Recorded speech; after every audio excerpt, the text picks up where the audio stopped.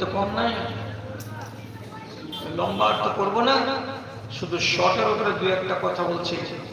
রাসূলুল্লাহ বলেছেন, যার কাছে তিনটা জিনিস আছে লোকটা ধনী।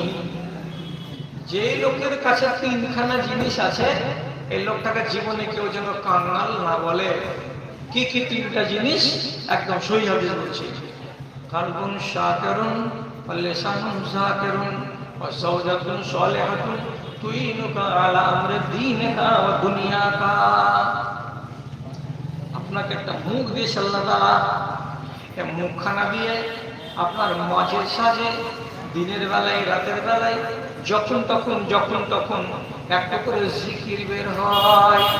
জিকির জিকির কাকে বলে? লা ইলাহা ইল্লাল্লাহ একটা জিকির, সুবহানাল্লাহ একটা জিকির, আলহামদুলিল্লাহ একটা জিকির, আল্লাহু আকবার একটা জিকির। যেই পাশে হোক না কেন আপনার মুখ থেকে মাঝে মাঝে এই কথাগুলো বেরোয়। কেমন? আমি দেখাচ্ছি।